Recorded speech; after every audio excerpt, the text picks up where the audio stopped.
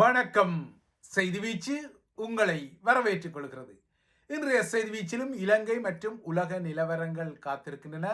முதலில் இலங்கை தீவு பக்கம் பார்வை திருப்பலாம்.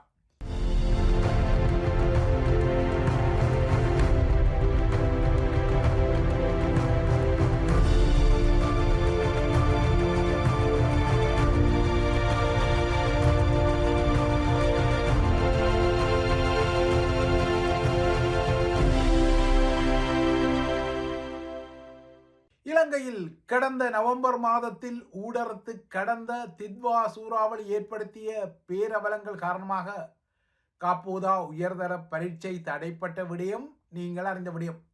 அவ்வாறாக தடைப்பட்ட அந்த பரீட்சைகளின் இரண்டாம் பாகம் இன்று ஆரம்பித்துக் கொண்டன.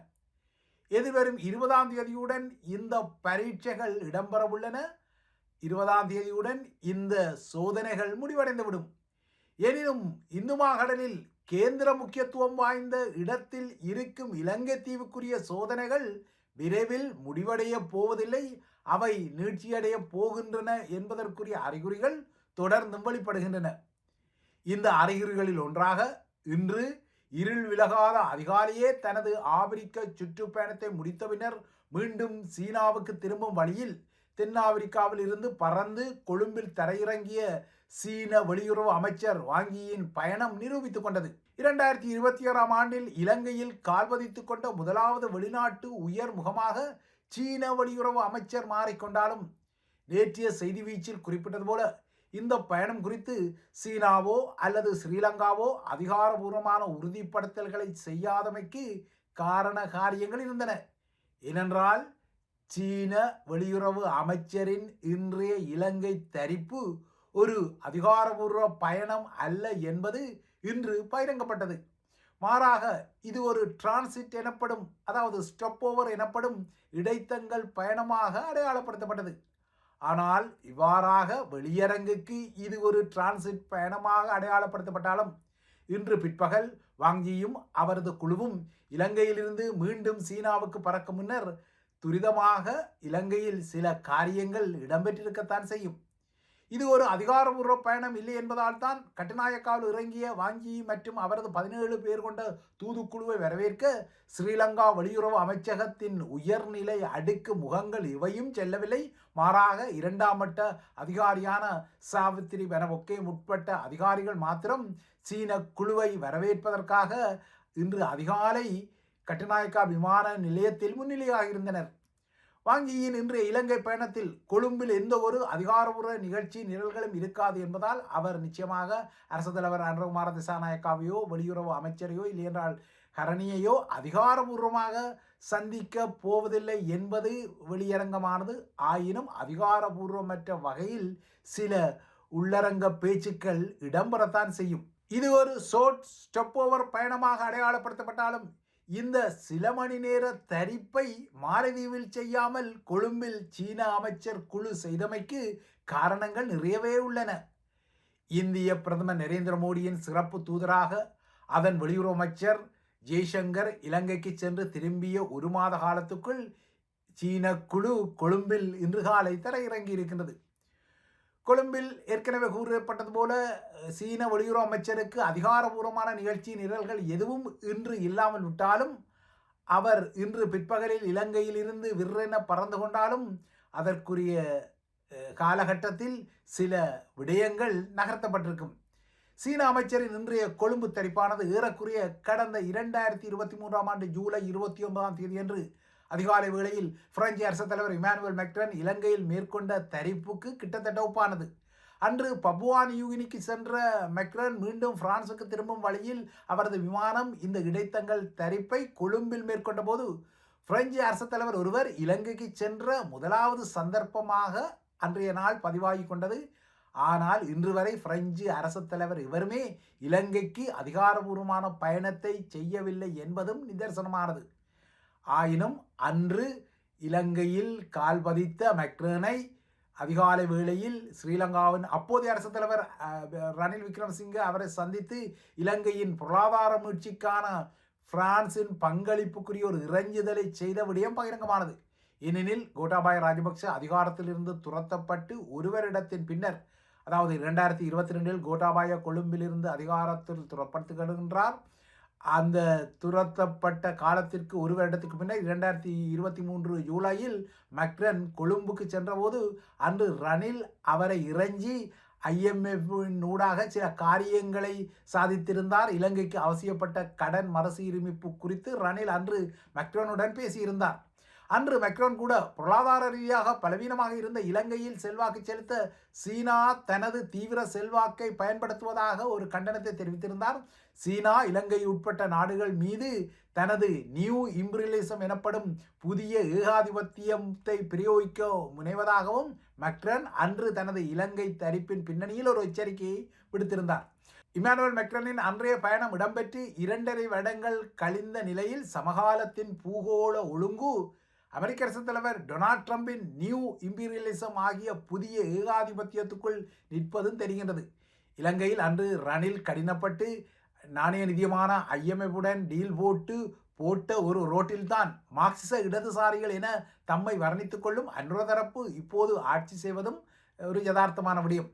இப்போது இலங்கையின் கல்வித்துறையில் JVP ஆகிய மக்கள் விடுதலை முன்னணி தனது திணிப்பை செய்வதான குற்றச்சாட்டுகள் கிளம்புகின்றன. இந்த குற்றச்சாட்டை மையப்படுத்தி முன்னாள் JVPக்காரரும் தெற்கின் வீராப்பு அரசியல் சண்டியர்களில் ஒருவருமான விமல் வீரவன்ச தலைமையில் இன்று ஸ்ரீலங்காவின் கல்வி அமைச்சகத்துக்கு வெளியே ஹரணி கோ ஹோம், இல்லையென்றால் ஹரணியே வீட்டுக்கு போ என்ற ஒரு கருப்பொருளில் போராட்டம் ஆரம்பிக்கப்பட்டது. ஸ்ரீலங்காவின் பிரதமராக ஹரணி இருந்தாலும் அவர்தான் கல்வி அமைச்சு பொறுப்பை இருப்பதால் இந்த புதிய கல்வி சீர்திருத்தங்கள் மற்றும் பாட நூல்களில் ஏற்பட்ட அண்மைக்கால குளறுபடிகளுக்கு பொறுப்பேற்குமாறு ஹரணி கோரப்படுகின்றார். முன்னதாக பிரதமர் ஹரணிக்கு எதிர்ப்பு தெரிவித்து சஜித் அணியினர் நேற்று கதிர்காம கோயிலில் ஆயிரக்கணக்கான சிதறு தேங்காய்களை உடைத்து மக்களின் சமையல் தேவை தேங்காய்களை நாசமாக்கி கொண்டனர். இன்று கல்வி அமைச்சகத்துக்கு வெளியே இந்த போராட்டம் இடம்பெறுகின்றது. இதற்கு அப்பால் பாலின அடிப்படையில் பிரதமர் ஹரணியை குறிவைத்து அவலட்சணமான கருத்துக்களும் நுட்பமாக தொடரத்தான் செய்கின்றன. ஹரணி திருமணம் செய்து கொள்ளாத ஒருவர் என்பதால் அவர் ஒரு தோல்வியடைந்த பெண் என்ற அடிப்படையிலான வக்கிரமான கருத்துக்களும், பிள்ளைகளை பெறாத அவருக்கு சிறார்களின் கல்வி திட்டத்தில் என்ன பாக்கியதை உண்டு என்ற வகையில் விஷமத்தனமான கருத்துக்களும் நுட்பமாக விரவ விடப்பட தலைப்படுகின்றன. இந்த வக்கிர கருத்துக்கள் கட்டற்று செல்ல தலைப்படுவது தமிழ் அரசியல்வாதிகளாலும் கண்டனம் செய்யப்படுவது ஒரு முக்கியமான விடயம். கல்வி அமைச்சர் என்ற வகையில் ஸ்ரீலங்கா பிரதமர் ஹரணி அமரசூரிய மீதான விமர்சனங்கள் ஏற்றுக்கொள்ளப்படத்தக்கவை என்றாலும், அதாவது புதிய கல்வி சீர்திருத்தங்களை கண்டித்து கொள்ள யாருக்கு முடியும் என்றாலும், ஆனால் அவரை பாலின ரீதியில் அவர் ஒரு திருமணமாகாத பெண், பிள்ளைகளை பெறாத ஒரு பெண் என்ற வகையில் நடத்தப்படும் தனிநபர் தாக்குதல்கள் கண்டிக்கத்தக்கவை. இலங்கையில் இப்போது தமிழ் அரசியல் முகங்கள் உட்பட்ட அரசியல்வாதிகளின் கொச்சை வசைபாடல்கள் நீட்சியடைவது கண்டு தமிழ் மக்களும் அதிர்ச்சியை வெளிப்படுத்தும் நிலையில்தான் இவ்வாறான வக்கிரத்தனமான பாலினம் சார்ந்த கருத்துக்களும் இலங்கையில் உலா வருகின்றன. இவ்வாறாக உள்ளூரில் வக்கிரமான குடுமிப்பிடிகள் தொடரும் பின்னணியில் சீன வெளியுறவு அமைச்சரும் அவரது குழுவும் இன்று பிற்பகலில் இலங்கையிலிருந்து சீனாவுக்கு கிளம்பிக் கொண்டாலும், ஆரம்பத்தில் சொன்னது போல இலங்கையை மையப்படுத்திய பூகோள சோதனைகளும் போட்டிகளும் அந்த தீவை விட்டு இப்போதைக்கு அகலாது என்பது பட்டவர்த்தனமான ஒரு உண்மை. இதனால்தான் ஸ்ரீலங்காவின் சபுகஸ்கந்த எண்ணெய் சுத்திகரிப்பு நிலையத்தை புனரமைப்பு செய்து கொள்வதற்கான போட்டியில் சீனா, இந்தியா, அமெரிக்கா, ஜப்பான் உட்பட்ட 20 நாடுகளின் நிறுவனங்கள் போட்டியிடும் விடயம் தற்போது பகிரங்கத்துக்கு வந்துள்ளது. இந்த புனரமைப்பை செய்து கொண்டால் இலங்கையின் எரிசக்தி வளத்துறையில் நீண்ட காலமாக குந்திக்கொள்ளும் ஒரு மூலோபாய வாய்ப்பு கிட்டிக்கொள்ளும் என்பதால் இந்த போட்டி இப்போது தீவிரமாக சபுகஸ்கந்தையை மையப்படுத்தி இடம்பெற தலைப்படுகின்றது. இதற்கிடையே இன்று அதிகாரபூர்வ நிகழ்ச்சிகள் எதுவும் இல்லாமல் ஒரு டிரான்சிட் கமுக்கத்தில் இலங்கைக்கு சென்று அதே கமுக்கத்துடன் அங்கிருந்து சீன வெளியுறவு அமைச்சர் கிளம்பிய பின்னணியில் இன்னும் 3 நாட்களில், குறிப்பாக ஜனவரி 16ஆம் தேதி கிட்டத்தட்ட 4 ஆண்டு கால கொழும்பு மிஷனுக்கு பின்னர் இலங்கையை விட்டு அமெரிக்க தூதர் ஜூலி சங் புறப்பட உள்ளார். அந்த வகையில் அவருக்குரிய பிரமாண்டமான பிரியாவிடை நிகழ்வு இன்று நடக்கின்றது.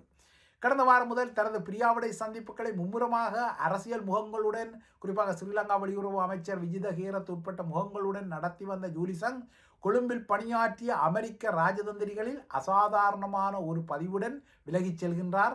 ஏனென்றால் இலங்கையில் இதுவரை பணியாற்றிய அமெரிக்க தூதர்களில் எவருமே 3 அரசு தலைவர்களின் காலத்தில் பணியாற்றவில்லை. ஆனால் ஜூலிசங் மட்டும் கோட்டாபாய ராஜபக்ஷ, ரணில் விக்ரமசிங்க மற்றும் தற்போதைய அரசு தலைவர் அனுர திசாநாயக் ஆகியோரின் ஆட்சி காலத்தில் அமெரிக்காவுக்கான மிஷனில் பணியில் இருந்த ஒருவர் என்பது அவருக்குரிய ஒரு சிறப்பு பதிவு. ஆனால் இன்று அவருக்கு நடைபெறும் இந்த பிரம்மாண்டமான பிரியாவிடை விருந்தில் தமிழ் கட்சிகளின் அரசியல்வாதிகள் உட்பட்ட அரசியல் தலைகளுக்கு அழைப்பு விடுக்கப்பட்டுள்ளன. அதேபோல ராஜதந்திர தலைகள், கொழும்பு உயரடுக்கு முகங்கள் எல்லாம் இந்த நிகழ்வில் கலந்து கொண்டாலும் தன்னை 2022ஆம் ஆண்டில் அதிகாரத்தில் இருந்து துரத்த இயங்கிய மேற்குலக முகங்களில் ஜூலிசங்குக்கு முக்கியமான பங்கு இருப்பதாக இன்று வரை கருவிக்கொள்ளும் கோட்டாபாய ராஜபக்ஷ ஜூலிசங்கின் பிரியாவடை நிகழ்வில் பங்கெடுப்பாரா என்பதும் சுவாரஸ்யத்துக்குரிய ஒரு விடயமாக இருக்கின்றது. இன்று தனக்குரிய அதிகாரபூர்வ பிரியாவடையை பெறும் ஜூலிசங் முன்னிய ஜோ பைடன் கால ராஜதந்திரியாக இருந்தாலும் ட்ரம்ப் ஆட்சியின் இலங்கை மீதான எதிர்கால மிஷனுக்கு உகந்த சூழ்நிலைகளை உருவாக்கும் வகையில் தித்வா சூறாவளி பேரவலத்தின் பின்னணியில் பகிரங்கமாக இயங்கியவர் என்பது வெளிப்படையான ஒரு விடயம். கடந்த வாரம் கூட அமெரிக்கா இலங்கைக்கு இதுவரை இல்லாத அளவில் 10 உலங்கு வானூர்திகளை அன்பளிப்பாக வழங்கிக் கொள்ளும் முடிவை ஜூலிசங் தான் பகிரங்கப்படுத்தியிருந்தார். இனிமேல் தித்வா சூறாவளி போன்ற இயற்கை பேரழிவுகளின் போது இந்திய உலங்கு வானூர்திகள் இவற்றையும் ஸ்ரீலங்கா நாடிக்கொள்ளாமல் தானாகவே இந்த அமெரிக்கா வழங்கும் 10 கெலிகளை கொண்டு உள்ளூரில் தேடுதல் மற்றும் மீட்பு நடவடிக்கைகளை செய்யலாம் என ஜூலிசங் மறைமுகமாக ஒரு செய்தியை கூட இந்த 10 ஹெலிகாப்டர்களின் அன்பளிப்பு விடயத்தில் சொல்லியிருக்கிறார். அதாவது இந்தியா இலங்கையில் அதிகமாக பிரசன்னப்படுவதை அமெரிக்காவும் விரும்பிக் கொள்ளவில்லை என்பதை ஜூலிசங்கின் இந்த பதிவு வெளிப்படுத்தியிருந்தது. அமெரிக்கா இலங்கைக்கு வழங்கும் இந்த ஹெலிகாப்டர்களின் முதல் தொகுதி இன்னும் சில மாதங்களில் ஸ்ரீலங்கா விமானப்படைக்கு கிட்டலாம் என எதிர்பார்க்கப்படும் பின்னணியில் எதிர்வரும் வெள்ளியுடன் ஜூலிசங் இலங்கையை விட்டு வெளியேறிக் கொண்டாலும் கொழும்புக்குரிய புதிய வாஷிங்டனின் தூதராக டொனால்ட் ட்ரம்பின் தெரிவான எரிக் மேயர் தனது 2.0 ஆட்டத்துடன் இன்னும் தீவிரமாக இலங்கைக்குள் நுழையப் போவது ஏறக்குறைய தீவிரமாக உறுதிப்படுத்தப்பட்டிருப்பதால் இலங்கை மீதான வெளியரங்க ஆட்டம் எதிர்வரும் நாட்களில் தீவிரப்படவே செய்யும் என்பதும் புரிதலுக்குரிய ஒரு விடயம். இவை இலங்கை மீதான விடயங்கள். அடுத்து உலக நிலவரங்கள் என்று கொண்டால் உலக நிலவரங்களில் ஈரானில் இடம்பெறும் அரச எதிர்ப்பு போராட்டங்கள் தான் முக்கியமான வகிபாகத்தை பிடித்துள்ளன. 3வது வாரத்துக்குள் போராட்டங்கள் நுழைந்துள்ள நிலையில் இந்த முறை இடம்பெறும் போராட்டங்களால் இஸ்லாமிய குடியரசு வீழ்த்தப்படலாம் என்ற ஒரு நிலைமை உருவாகி வருவதாக மேற்குலக ஊடகங்களின் செய்திகள் கூறுகின்றன. ஈரானிய அரசாங்கம் இந்த ஆர்ப்பாட்டங்களை ஒடுக்க கடுமையாக முயன்றாலும் அதனால் இதுவரை இந்த போராட்டங்களை கட்டுப்பாட்டுக்குள் கொண்டு வர முடியவில்லை. மாறாக உயிர் பலிகள் தான் உயர்ந்து வருகின்றன. இதுவரை இந்த போராட்டங்கள் காரணமாக 500 பேர் கொல்லப்பட்டுள்ளதாகவும் 10,000க்கும் மேற்பட்ட கைதிகள் இடம்பெற்றுள்ளதாகவும் கூறப்படுகின்றது.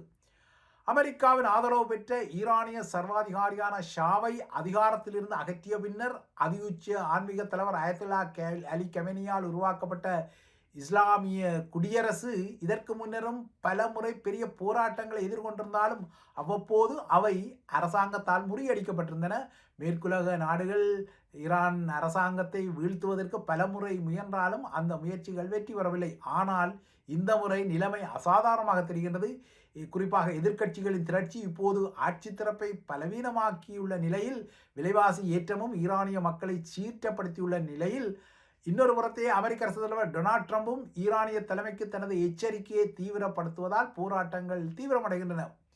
ஈரானின் தற்போதைய இஸ்லாமிய அரசாங்கத்திற்கு முற்றுப்புள்ளி வைக்க ட்ரம்ப் தொடர்ந்தும் அழைப்பு விடுக்கின்றார். இந்த மாற்றம் வருவதற்கு அமெரிக்கா உதவ தயாராக உள்ளதாகவும் அவர் குறிப்பிடுகின்றார். போராட்டத்துக்கு ஆதரவாக ஈரானின் மீது ஒரு இராணுவ தாக்குதலை நடத்த ட்ரம்ப் தற்போது சிந்தனை செய்வதாக கூறப்படுகின்றது. எனினும் இந்த தாக்குதல் எப்போ வரும் என்னவோ, இல்லையென்றால் அமெரிக்காவின் ஈரான் மீதான தலையீடு எவ்வாறு வெளிப்படும் என்பது குறித்து ட்ரம்ப் இறுதி முடிவை எடுக்கவில்லை எனவும் வெள்ளை மாளிகை கூறிக்கொள்கின்றது. ஆனால் ஈரானில் கொல்லப்பட வேண்டிய சில உயர் முகங்கள் இருப்பதாக ட்ரம்ப் நேற்று குறிப்பிட்டிருக்கின்றார். அதாவது ஈரானில் சிலரை மையப்படுத்திய அமெரிக்க துல்லிய தாக்குதல்கள் நடக்கும் என்ற ஊகத்தை ட்ரம்பின் இந்த கருத்து புலப்படுத்துகின்றது. ஈரானை பொறுத்தவரை அதன் புரட்சிகர படையின் உயர்மட்ட ஜெனரலான காசிம் சுலைமானி ட்ரம்பின் 1ஆம் தவணைக்கால ஆட்சியில் அமெரிக்காவில் கொல்லப்பட்டதால் அவ்வாறான சில உயர் ஈரானிய முகங்கள் அவரது 2ஆம் தவணை ஆட்சியில் தற்போது குறிவைக்கப்படலாம் என்ற ஊகங்கள் வலுத்து வருகின்றன. ஆனால் அமெரிக்கா தாக்கினால் பதிலடி கொடுக்கப்படும் என ஈரானும் உடனடியாகவே எச்சரிக்கை விடுத்துள்ளது. ஈரானில் தொடர்ந்தும் இணையம் மற்றும் தொலைபேசி சேவைகள் முடக்கப்பட்டுள்ள நிலையில் மசூதிகள் மற்றும் கலாச்சார தலங்களை போராட்டக்காரர்கள் எரிப்பதாக அரசாங்கம் கூறிக்கொள்கின்றது.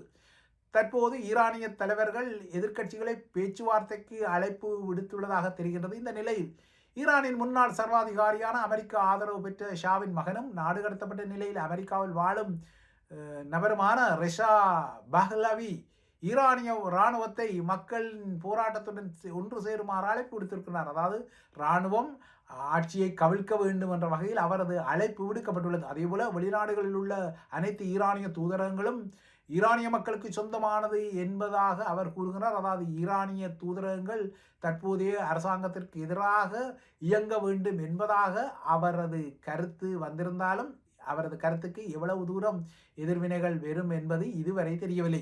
இவைதான் ஐபிசி தமிழின் செய்தி வீச்சு. தொடர்ந்தும் ஐபிசி தமிழுடன் இணைந்திருங்கள்.